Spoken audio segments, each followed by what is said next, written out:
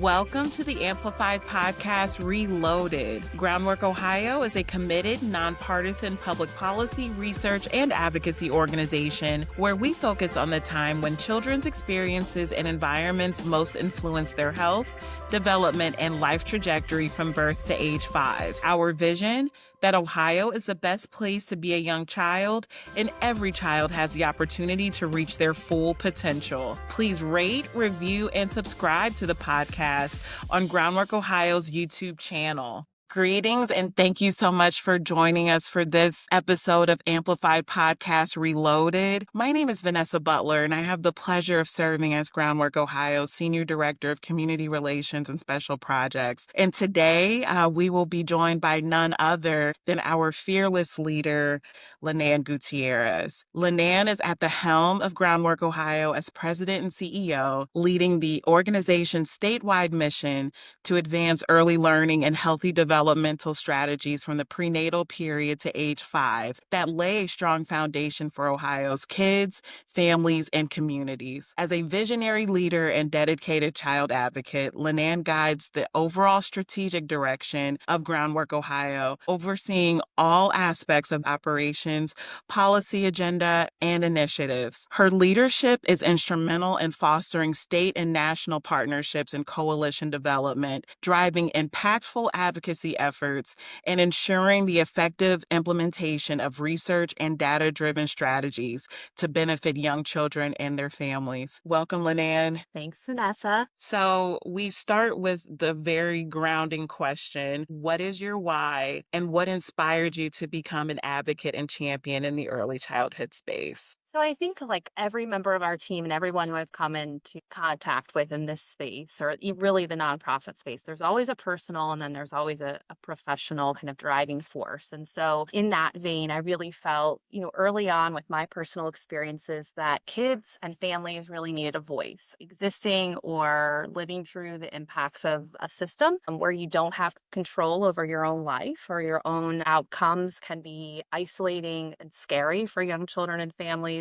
And so that really, I think, inspired and propelled me to find and use my best skills and efforts towards a career that could create more voice for families and kids and systems. And I started out actually in college wanting to become an early childhood educator, but having an interest in policy. And I early on had an experience at the State House as a staffer that really opened my eyes to the power of policy to change systems and outcomes for kids and families. And I went on to go to law school and worked in a system where we were making decisions and contributing decisions of kids and families, but didn't feel like we could change the system from the inside out. And so wrapped up my private practice to focus on kids and families, not at the worst point in their life, maybe at a time of divorce or where child welfare was engaged when I was making recommendations for the best interest of a young child as a guardian ad litem, which led me to really ask so many questions. Like,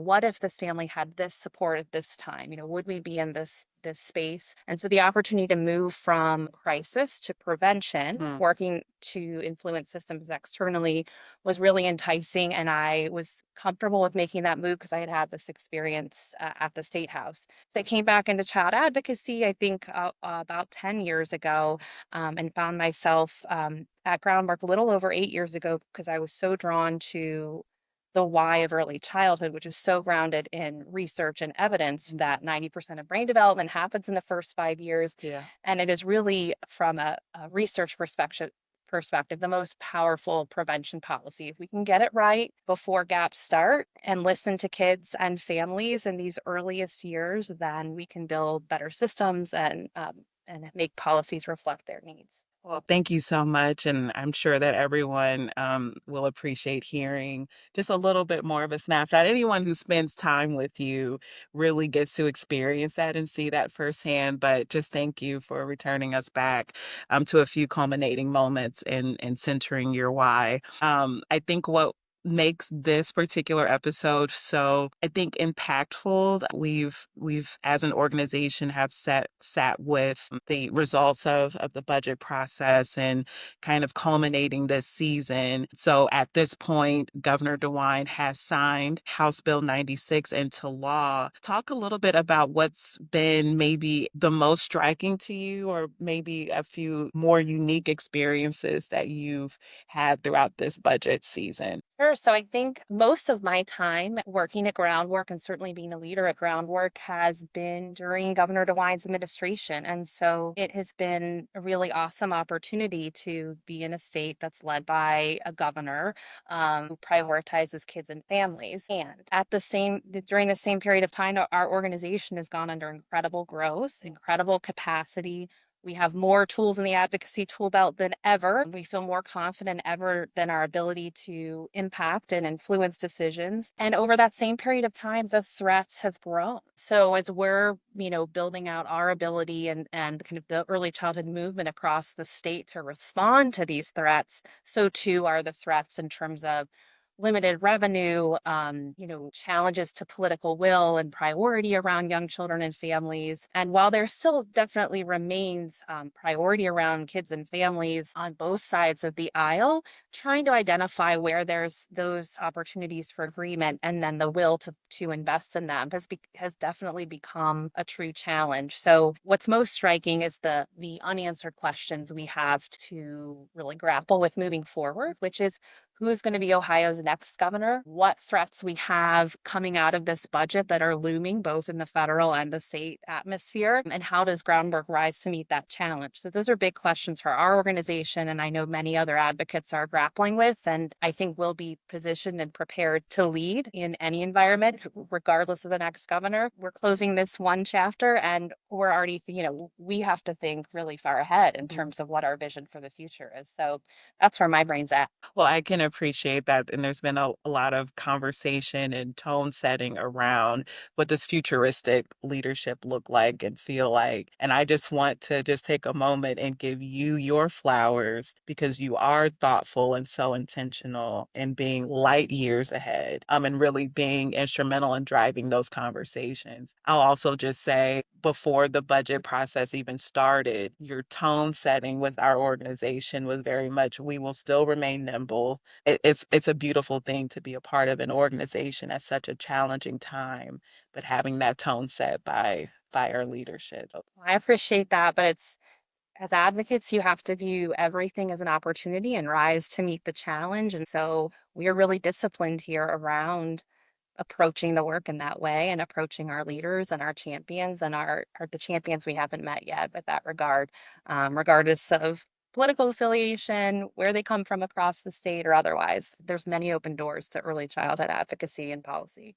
Let's start with some of the wins and victories that we as advocates can lean on for hope in these moments following the budget. Yeah, so I think that while advocates, we always are seeking more progress, we have to stop and celebrate the real wins that have happened. And while it wasn't clear, literally up until Governor DeWine line item vetoed Medicaid continuous coverage for kids that the legislature had eliminated from the budget, up until that point, we were looking at a net loss for kids in terms of investment. But we are leaving this budget in consideration of that line item veto with an additional 89 million of investment in young children and families. And so that is a win to be celebrated. That looks like, in terms of state investment, 21.5 million more to help me grow evidence-based home visiting. That's going to serve 12,000 more children and families. That looks like increased investment in early intervention funding by 15 million. That's going to improve evaluation and service coordination for our young children with developmental delays. That looks like some increased state investment in innovation around childcare. So 10 million for a cost sharing model that includes employers, employees in the state to really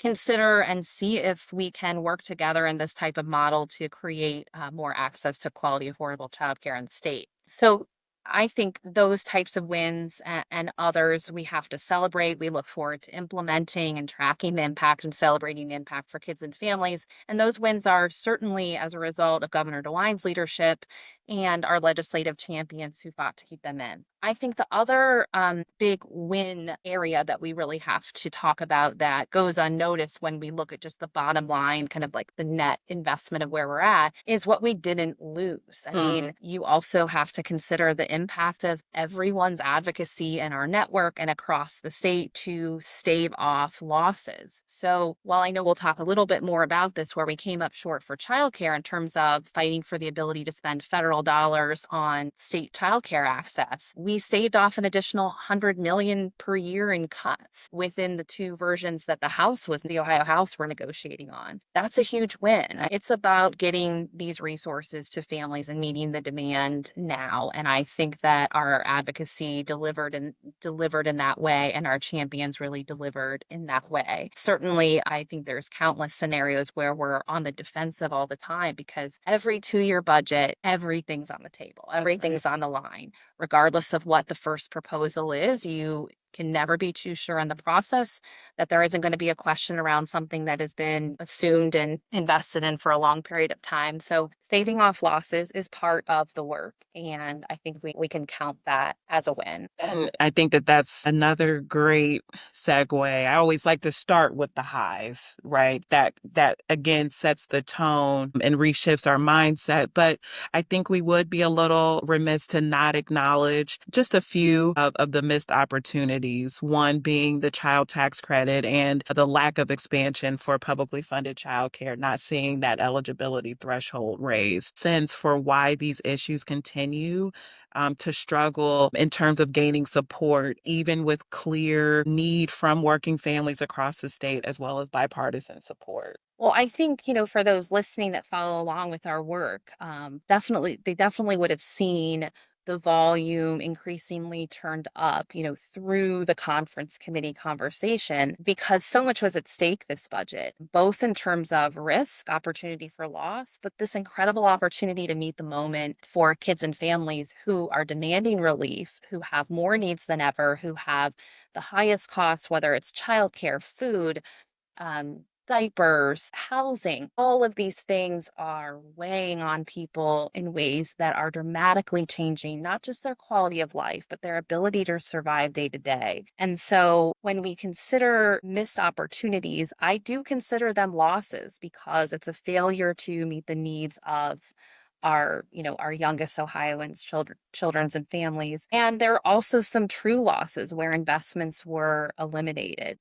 One of those missed opportunities was the failure to enact a refundable child tax credit. This really denies working families with children under 7 who need it the most. Those low and middle income working families who are working 1, 2 jobs, they could have received a refundable credit up to $1,000 per child. That is very meaningful investment for those families who are doing everything right, who are responsible, who are trying to meet the needs of their family, and their hard-earned dollar isn't going very far, and they need those hard-earned dollars back in their pockets to meet the needs of their families. I think the second missed opportunity, while we were pleased to see that the legislature maintained some federal investment and certainly continued the investment of the child care voucher program that the governor has been implementing since last May to serve more children, they missed an opportunity to increase publicly funded child care eligibility up from 145% of the federal poverty level. We are lower than our state neighbors. We are the lowest in the country. And in a state where you have this rallying cry from advocates, professionals, the business community, school policymakers, it is a hard question to ask, why haven't we seen more movement in this space? And I've been thinking a lot about if we didn't have all those tools and voices behind us, where we would be. But it remains that our eligibility is at the lowest in the nation at 145% of the federal poverty level. And what I think is even more important is that they did not include $200 million of federal temporary assistance for needy family funds for childcare. So they allocated less of one of the primary childcare funding sources than in previous years. We are staring down for the next budget a $600 million per year hole in the state childcare budget. if nothing else changes. So it could be worse if we get additional cuts at the federal level. But just right now, to remain status quo, that is what we're looking at. So I've been working on this issue over 8 years at Groundwork. It's more than a decade. I know well over a decade for most in the field that we've been looking at this funding cliff, and there's been no willingness to actually solve the problem. But solving the problem is not constraining the program, serving less families, not refusing to meet the need of working families. Solving the problem is incrementally over time, ideally, investing state dollars to replace these one-time funds that the legislature many years ago had really determined and focused on childcare, knowing that they were one-time dollars ultimately. So we've got big work ahead. Yeah, yeah.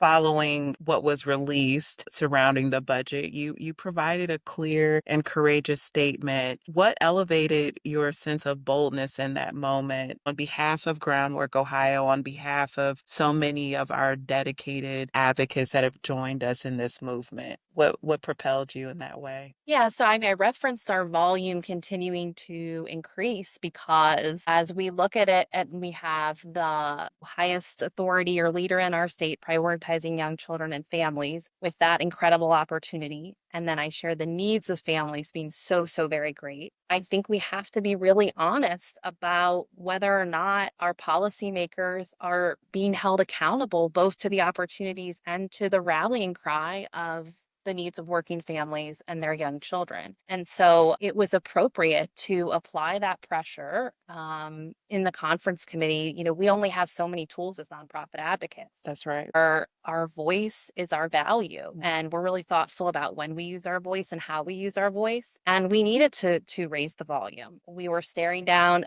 a net loss for kids, and like I had shared earlier, there's now a net gain because the governor has line item vetoed a really harmful provision where the legislature was wanting to remove Medicaid continuous coverage for young children. This allows Medicaid eligible babies to continue to receive Medicaid coverage. But by the way, half of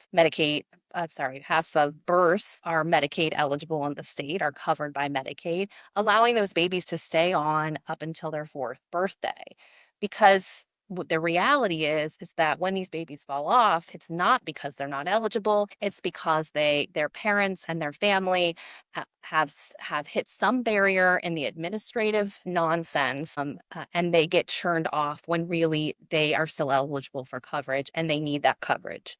And an environment where more adults will lose coverage as a result of federal and state cuts and work requirements, we need children and babies to stay on. We have one of the highest infant mortality rates. We're doing very poorly across the nation, and maternal mortality rates. We need to make sure our babies' lives are prioritized. And so that is an investment that was made last budget, that was championed by conservative lawmakers and has begun to be implemented during the DeWine administration. So the removal of that was very harmful, both in practical terms, but in principle. When the federal government is making massive historic cuts to Medicaid, and the knee-jerk reaction of policymakers in curbing costs is to cut babies, infants, and toddlers off of Medicaid, when, by the way, young children are the cheapest to cover and the best investment, because if you invest early, then you get that return on investment later in life. You're intervening early, you're catching those challenging medical and mental health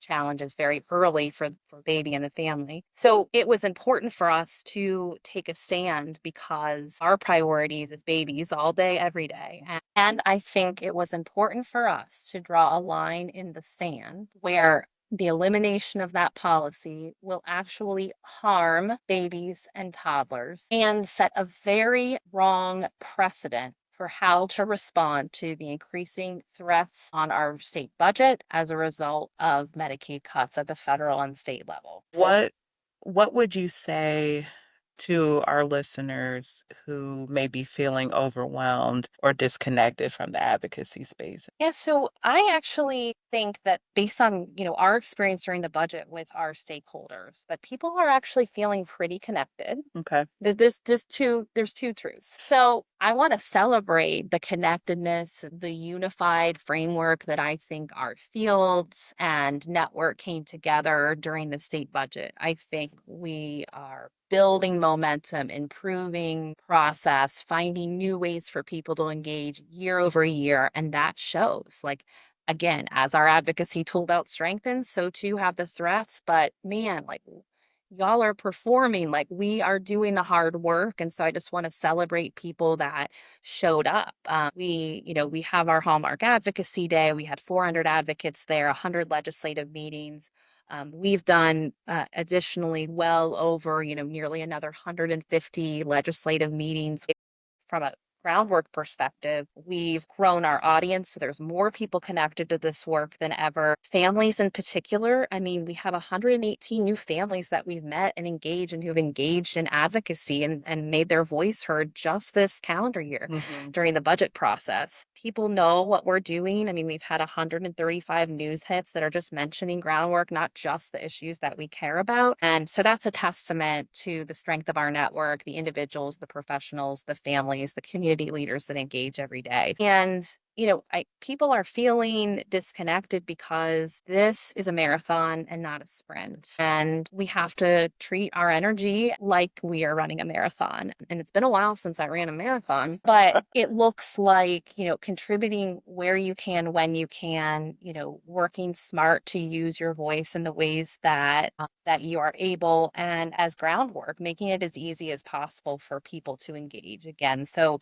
just like there's multiple doors for champions and policymakers and for us to build partnership and coalition with them, so too are they for stakeholders. We have lots of tools and ways to engage them. I think, the disconnectedness is coming from many of our networks with very legitimate disappointment and missed opportunities to meet the moment. As we're a couple steps removed from serving families. We don't provide direct services, but most of our network are either families who are living it or professionals who are working with the families who are living it, who are oftentimes experiencing those same hardships. And it is hard to accept defeat or missed opportunity year over year and learn to measure success in different ways when you have the actual cries, demands of families, and you're seeing them lose their home, not get dinner on the table, showing up with more needs than ever in a childcare space in terms of mental health challenges, in terms of academic challenges. So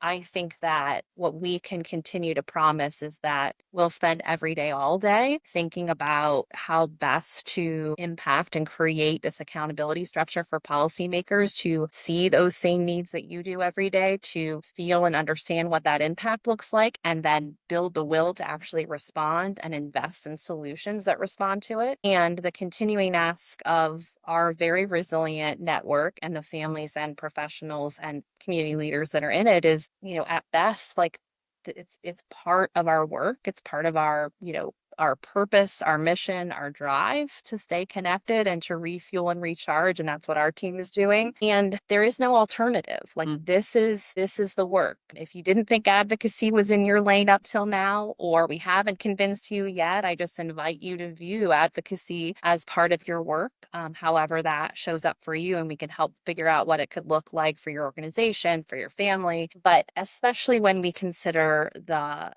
all our work is interconnected, but there are very real impacts. Particularly, the easiest example is the massive Medicaid cut at the federal level. If I think my family's not impacted, even though I don't benefit from Medicaid right now, that's a misnomer. This is our fight too, because it is going to affect our community health systems. It is going to affect how we access care when so many of our neighbors are going to be trying to access care and not being able to get their needs met through the pathways they are now. So when you are showing up to the emergency room, when you're trying to give birth, especially if you're in a smaller town or rural community, this is all of our fights. The water is warm, our table's big, and we just invite you to join in and we will keep each other sustained. So, Lynanne, looking at where we are as an organization mid-year, what's one word that is keeping you most grounded in this season of your leadership?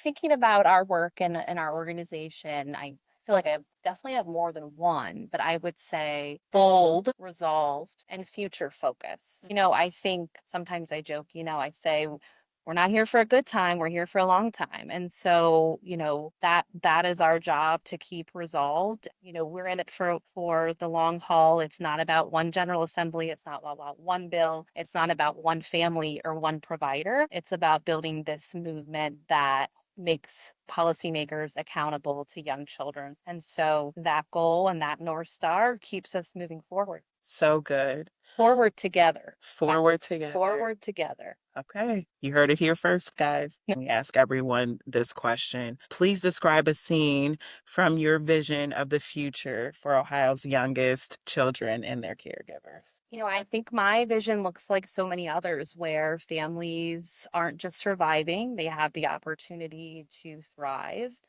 Um, they have their basic needs met. Their hard work means something. It means they can provide for their family, and that they have the support. I think a bigger part of my vision that I think about a lot is just, what is that accountability structure that exists?